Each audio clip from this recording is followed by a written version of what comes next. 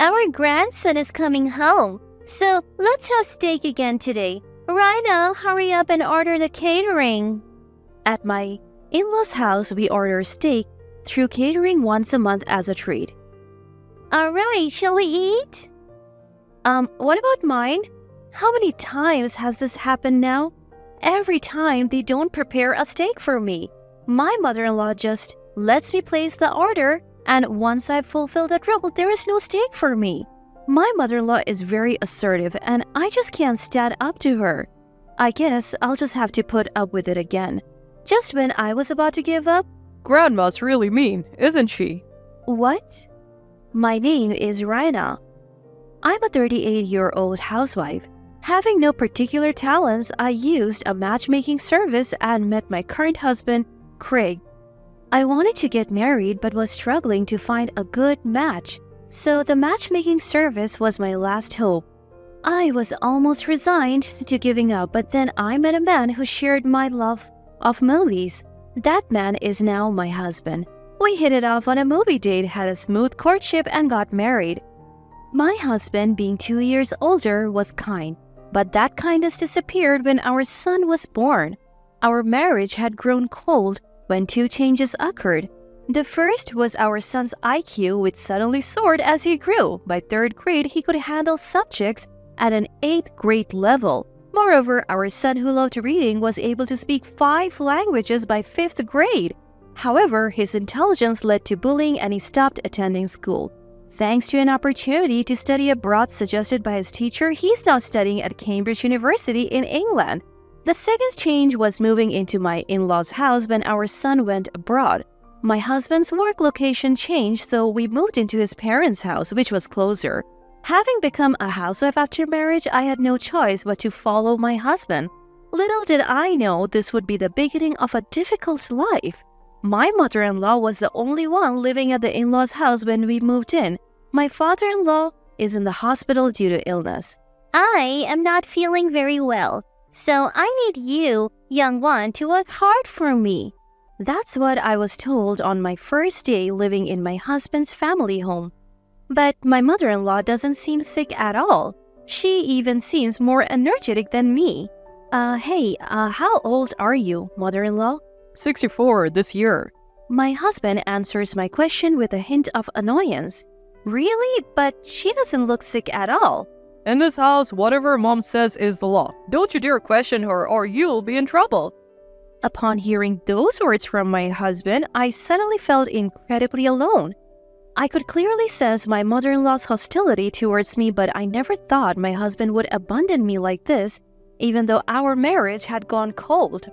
Come on, Rhino, get to work. You'll be staying here, so first clean the floors with this mop. With that, I was handed an old mop and bucket. Looking around, I noticed dust accumulated everywhere. It was clear the cleaning hadn't been thorough. Can I start using the vacuum cleaner? I thought to tackle the dust first. Don't rely on modern tools. Just do it all with the mop. Despite having a vacuum cleaner in the house, my mother-in-law refused to let me use it. I gave in and obediently replied, "Understood. Could you do that part while I do this one?" I thought we would clean together, so I asked my husband, but my mother-in-law interrupted with a contemptuous look. What are you talking about? Craig and I will chat and rest here. You clean by yourself. But the house is unnecessarily big with 6 beds, 3 baths. It was impossible for me to clean it all alone. Also, do the dishes that have piled up, please. I was already at my limit with the floor cleaning, and now she was adding more demands? I can't handle it all. The house is too big. Oh, really? Then I'll allow you to use the vacuum for $10 every 10 minutes. How's that? That's too expensive. You can't even pay $10. What a poor daughter-in-law. My husband didn't lift a finger to help me, even as I was being mercilessly belittled in front of him. Moreover, he said, "It looks bad to squat and talk while mopping." When it was just the two of us living together, the lack of conversation was manageable, but since coming to his parents' house, my husband's cold behavior had turned into something like psychological abuse. Let's have steak today. I know a delicious place. With that, my mother-in-law called for catering. My arms ached, but I somehow finished the cleaning and dishes. And right when I finished, the catered steak arrived. I worked hard for this. I was beyond excited for the steak. Ever since I heard that we would be ordering steak, I put extra effort into cleaning. My mother-in-law said it was going to be an expensive steak, and I couldn't help but wonder just how delicious it would be. My stomach seemed to growl just thinking about it. Reina, please pour some water. My mother-in-law's tone was commanding and cold, but I could endure it all for this moment. I absolutely love steak, especially filet mignon. Once I finished pouring the water, the ordered steaks were lined up on the table. Oh, wow, it looks delicious. Thank you, mother-in-law. I thanked her with joy. Huh? What are you talking about? There's no way there's any for you. My mother-in-law responded with a puzzled face. What? What do you mean there is none? I felt my heart sink to rock bottom. I cleaned the floors as you asked, and I have done the dishes. I said weakly, only for my mother-in-law to retort, That's only natural. It was merely a token of appreciation for letting you stay. Think of it as paying a fee through your actions. Did you think you could live here for free? I had moved into my in-laws' house due to my husband's work, and it was already nothing short of hell. Yet I didn't have the money to live on my own. Since getting married, I only received $200 a month for allowance. After buying clothes, cosmetics, and necessities, I cannot save. My savings before meeting my husband were spent on moving expenses and my father's surgery. I thought I would at least be secure as a housewife. I realized how naive I had been. So what about my dinner? My mother-in-law seemed completely unprepared for that question and began pondering. Let me think. I felt hurt and questioned my word. There are some noodles around. You can eat those. The table held high-quality steaks, and my meal was noodles? This stark difference told the story of my place in this family. They both ate their steaks in silence, never offering me a bite. Reina, wash this knife and fork thoroughly. The only time I came close to the steak was when I washed the knife and fork after they were done eating. From the very first day, I endured horrible mistreatment, and I was mentally and physically exhausted. One day, during this never-ending cycle, a call came from our son who was studying abroad. Mom, long time no see. Hey, you were good at handcrafts, right? What's this all of a sudden? I wouldn't say I'm good at it, but I do embroidery as a hobby. Really? Handcrafts are trendy here in America now, and I was reminded of your work. There are specialty stores here, but even looking back now, the quality of your embroidery is on another level. My son praised me during this rare phone call. How long has it been since someone praised me? I couldn't help but feel happy and even shed a few tears. Thank you. Only Leo would say something like that to me. My emotions must have transmitted to my son because he said, Mom, is something wrong? Your voice is trembling. What? My son is learning psychology in school, it seems. He said he has perfectly memorized all human unconscious actions that tie to mental states. Already a high IQ son, he's been further honed by receiving quality education. Now, they say his IQ is even measured at 200. Even as his mother, I can't believe he's the same person. Thanks to that, he has completely seen through my heart. Did something happen with Dad? I remained silent for a moment, then gathered my courage to tell my son about the situation at my in-laws' house. I felt shameful as a parent, but I was grateful to have someone nearby to talk to. So, it's tough every day. When I finished my story, he said, I'll come home once. It's summer vacation and I have saved up some money from my part-time job. I insisted that everything was fine, but he wouldn't listen, and my son is coming home soon. Time flew during our long overdue phone call, and an hour had passed. Feeling rejuvenated, I thanked my son and hung up. When the call ended, my mother-in-law approached me with a glare. That's quite a luxurious long phone call. The energy I gained from my son slowly depleted as I dealt with my mother-in-law. I'm sorry. More importantly, we're having a block party at our house tomorrow. Take care of the shopping. With that, my mother-in-law handed me a long list of items and left. At the end of the note it said, "Make a reservation for steak catering." Then came the day of the block party. People started to gather afternoon, and before I knew it, there were 10. Everyone calls my mother-in-law the president. "Come on, Rhino. What are you doing? Serve juice to everyone," she ordered. Mother-in-law who used me no matter who was around. "Lauren, don't overwork the girl. It's pitiful. You should treat your daughter-in-law more kindly." Some did stand up for me against my mother-in-law's harassment, but my mother-in-law wasn't pleased and threatened.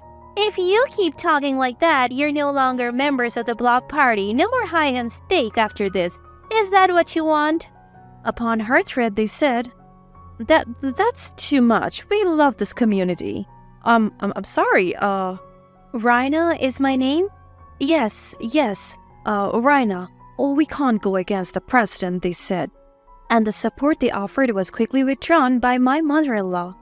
It seems she doesn't just control this house, but the whole area. There is no way I, a mere housewife, can win against this woman. The steak I had ordered arrived, and my mother-in-law began happily arranging it on the table. Since she had chosen the steak, it was surprisingly luxurious. The side dishes were a parade of high-end ingredients like caviar and truffles. But even here, my mother-in-law lectured me.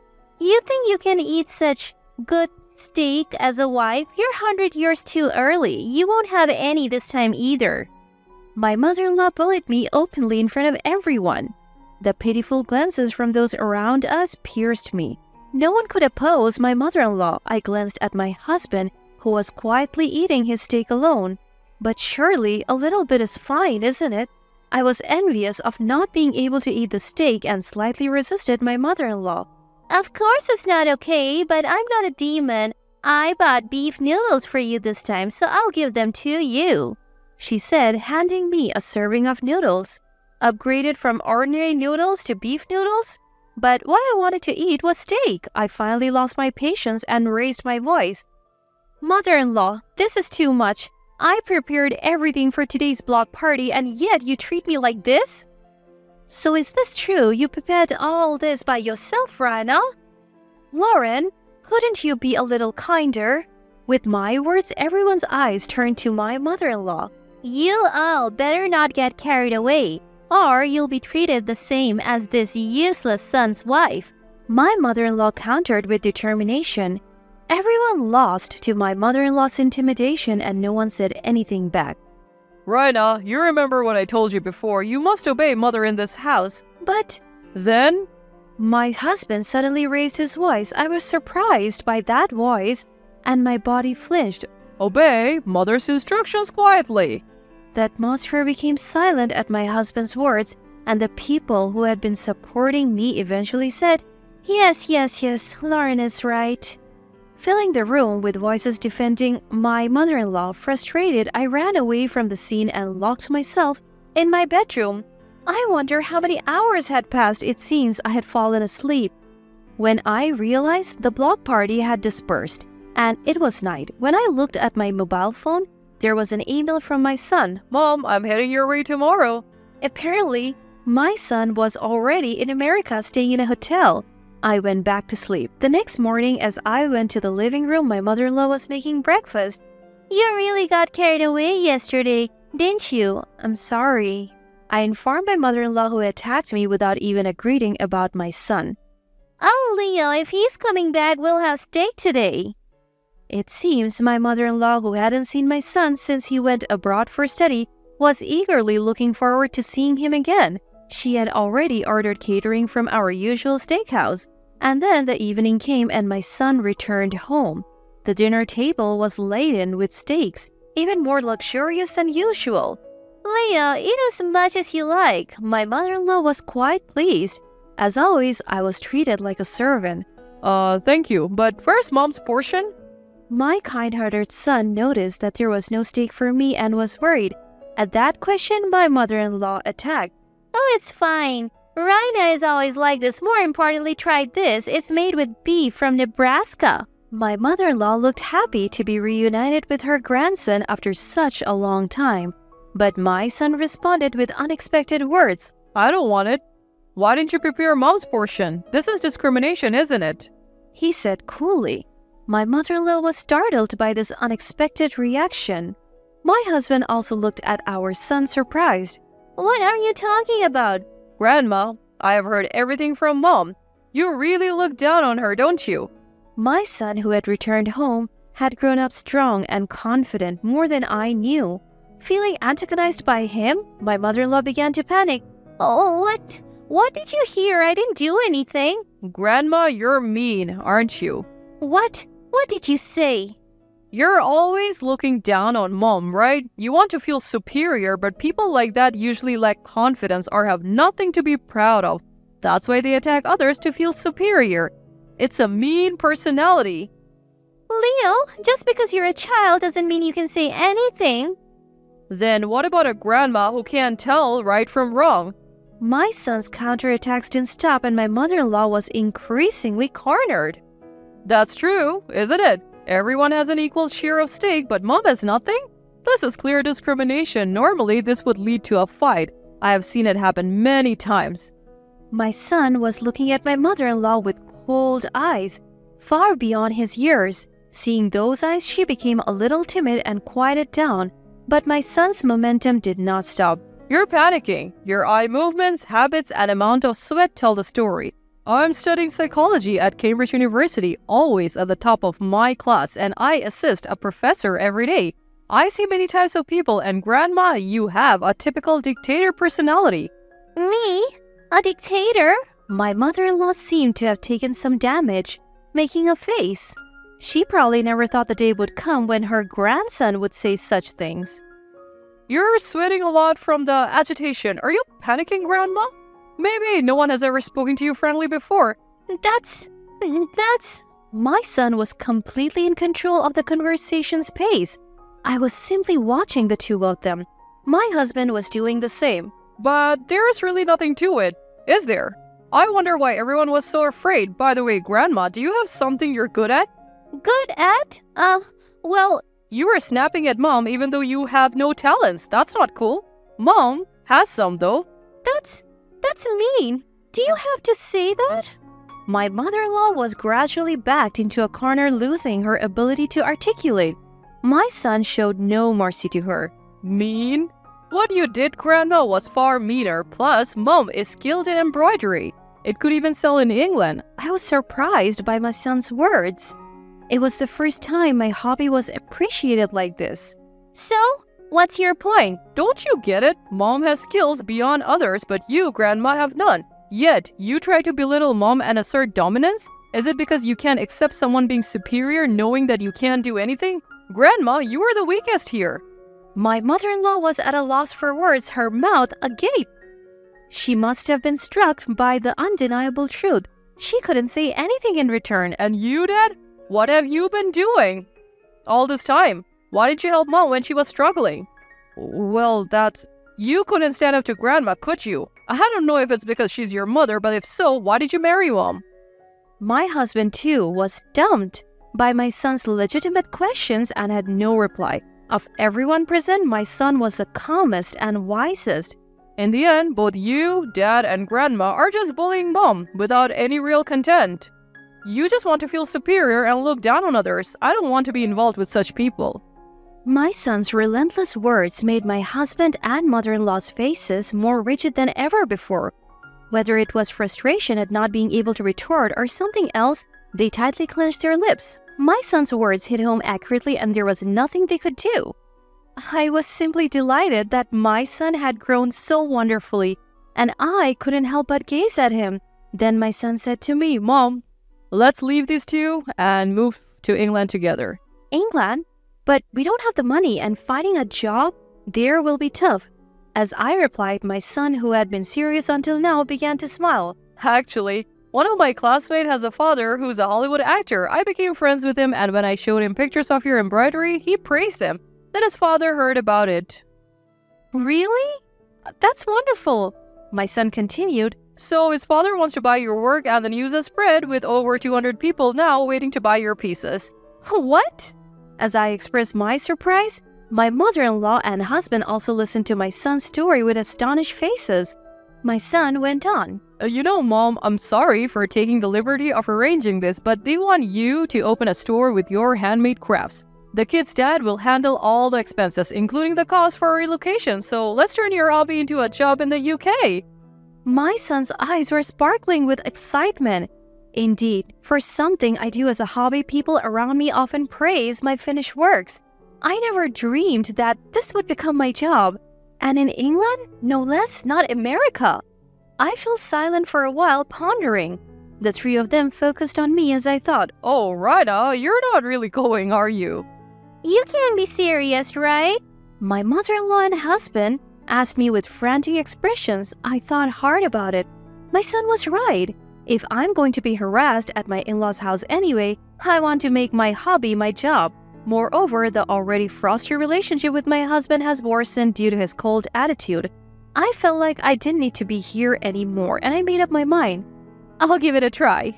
I accepted my son's proposal. My son was overjoyed at my answer, and my mother-in-law and husband wore shocked expressions. I decided to say it plainly. That's it, I'm divorcing you. I'm tired of being with you and being oppressed by your mother. Let me be free. With that, my husband slumped and said, All right. My mother-in-law was ranting until the end, but I didn't catch any of it and don't remember. And so, the divorce was finalized without fuss and I was freed from my in-laws' house. Now, I'm busy in England preparing to open a shop. I insisted on making all the products by hand. This may be the most fulfilling time in my life. Later, I heard from my son that right after I arrived in England, my former mother-in-law stumbled at the entrance and ended up in the hospital. When she was injured, my former husband didn't know what to do, so he called an ambulance, but as she was being carried away, she ranted and raved, her complaints echoing throughout the neighborhood. This incident led to the block party members finally distancing themselves from my former mother-in-law. Since they were merely members who had quietly obeyed under intimidation, there were no real friends around her. My son apparently still keeps in touch with my former husband. It seems my former husband is doing all the housework by himself since my former mother-in-law was hospitalized, and with increased expenses, he has started working a late-night part-time job. The two who had continued to torment me have now begun to fall in love. Considering my former mother-in-law's age, full recovery may be difficult and she may need care even after discharge. It's going to be tough, but I hope the two of them will do their best to live on. I'm steadily working on products for the opening. My son is helping with the interior decoration of the shop next door. Although the idea of moving abroad was scary at first, my son is helping me wholeheartedly, which is very reassuring. My son who rescued me from a painful in-law family. Now, as a mother, I will do my best to support my son as I finish the last piece.